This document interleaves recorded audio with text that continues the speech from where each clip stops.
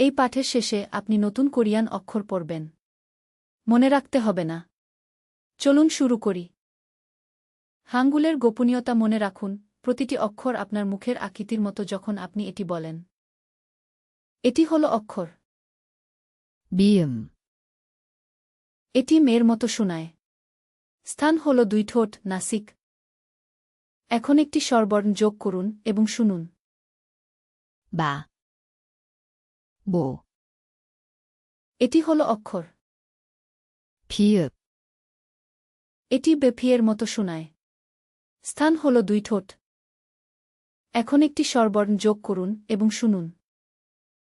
바, 보, এটি হল অক্ষর। 이응, এটি নীরব নের মতো শোনায়।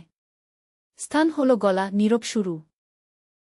এখন একটি স্বরবর্ণ যোগ করুন এবং শুনুন।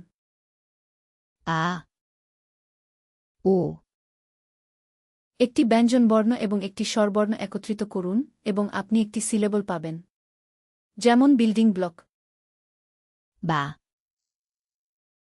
모, 바, আপনার পালা। এগুলো জোরে পড়ুন। প্রয়োজন হলে বিরতি নিন। 마, 모, 바, অবিশ্বাস্য! আপনি মাত্র 3টি ব্যঞ্জনবর্ণ শিখলেন। আপনি ইতিমধ্যেই গতকালের চেয়ে বেশি কোরিয়ান পড়তে পারেন। এখন এটি নিশ্চিত করুন। যান korean.wesum.com-এ। বিনামূল্যে অনুশীলন, কোনো সাইন আপ নেই। লিঙ্কটি নিচে।